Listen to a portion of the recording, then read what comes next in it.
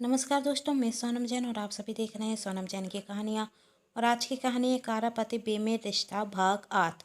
यदि आप सभी को मेरे द्वारा लिखी गई ये कहानी पसंद आ रही है तो कर लीजिए चैनल को सब्सक्राइब और पास में जो बेल आइकन का बटन है उसे प्रेस जरूर कर दीजिएगा, क्योंकि उसी से मिलती है आप सभी को मेरी आने वाली हर कहानी की नोटिफिकेशन। कहानी पसंद आने पर वीडियो को लाइक जरूर कीजिएगा, क्योंकि जब आप करते हैं वीडियो को लाइक तो मुझे मिलती है कहानियाँ लिखने के लिए प्रेरणा। और कहानी को अपनों के साथ शेयर करना बिल्कुल ना भूलें। तो चलिए कहानी शुरू करते हैं। विराट पायर का सच जानने के बाद जब घर जाता तो उसे रोहित मिलता। रोहित विराट को देखते साथ कहता, तू यहाँ पर क्या कर रहा है? तुझे तो इस वक्त ऑफिस में होना चाहिए। तभी विराट के पास पायर का फ़ोन आता। विराट फ़ोन देखता और गुस्से में काट देता, जिसे देखते हुए रोहित कहता, हे तुझे क्या हुआ? फ़ोन क्यों काट दिया? फ़ोन पायर का था ना। कितनी अच्छी लड़की है वह, कितनी परवाह करती है वह तेरी और इस घर की। तू घर पर है इसलिए पूछने के लिए फ़ोन किया होगा। आखिर तू गया कहाँ? सच में अच्छी लड़कियां भाग से मिलती हैं। वैसे सच सच बताना, तुझे भी वह लड़की पसंद है ना? तभी विराट रोहित पर गुस्सा होते हुए कहता, अपनी फालतू की बकवास बंद कर। तू जानता भी है उस पायर को वह हम सबको धोखा दे रही है। यह सुन रोहित कहता है, तू क्या कह रहा है? तू जानता भी है धोखा? आखिर वह हमें धोखा क्यों देगी? एक तो मेरी वजह से उसका एक्सीडेंट हुआ और फिर भी उसने कुछ नहीं कहा और तुम उसे ही दोष दे रहे हो। वह तो हमें जानती भी नहीं थी, तो धोखा शब्द कहाँ से आ गया? तब विराट कहता है, वही तो मैं कह रहा हूँ कि हम उसे जानते नहीं तो हम उस पर इतना यकीन क्यों कर रहे हैं? उसे मैंने अपने ऑफिस में नौकरी दी और अब वह घर में भी रुकने के लिए आ गई। कितने बेवकूफ़ हूँ मैं। उस लड़की को जाने बिना उसे मैंने नौकरी पर रख लिया और घर में भी रुकने दिया। तू जानता है वह लड़की यहाँ अपनी मर्जी से नहीं आई है, उसे यहाँ पर किसी ने पहुँचाया है। तब रोहित कहता, तू इतने यकीन के साथ कैसे कह सकता है कि वह यहाँ हमें धोखा देने के मकसद से यहाँ पर आई है? तूने क्या कभी उसके मुंह से कुछ सुना है?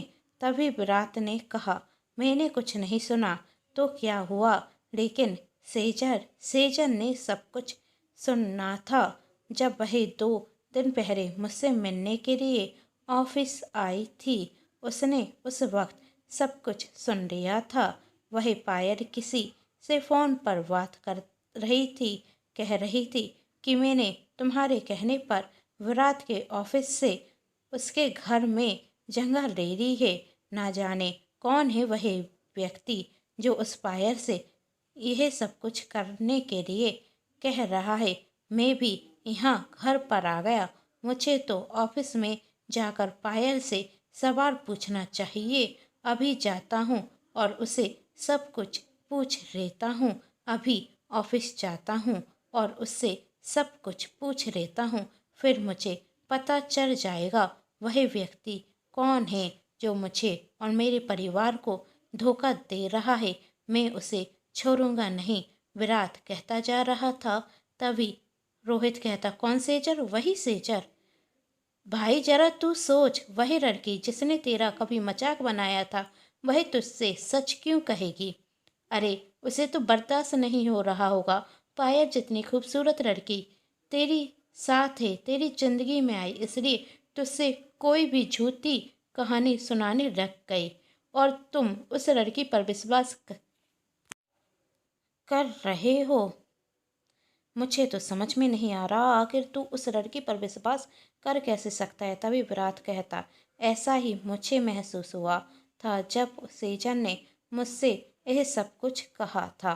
लेकिन जब मैंने सेजर से कहा कि कोई सबूत है तुम्हारे पास, तो वह मुझे उस मकान मालिक के पास लेकर गई जिसके घर में पायल किराए से रहती थी। और उस व्यक्ति ने ही मुझे सब कुछ सच सच बताया कि पायल को कभी उसने घर से जाने के लिए कहा ही नहीं था और पायल तो उसका किराया भी समय पर दे रही थी। जानता है, उस घर का किराया 5,000 रुपये महीने का था और पायल ने मुझसे पैसे 10,000 रुपये महीने के हिसाब से दिए हैं। यहाँ से पता चलता है कि वह लड़की कितनी झूठी है। मैंने भी नहीं सोचा जिस लड़की के पास जॉब नहीं है वह 10,000 रुपये महीने का घर कैसे ले सकती है। सच में उसने हमारी आंखों पर झूठ की पट्टी बांधी थी, इसलिए हमें उसका सच दिखाई नहीं दे रहा था।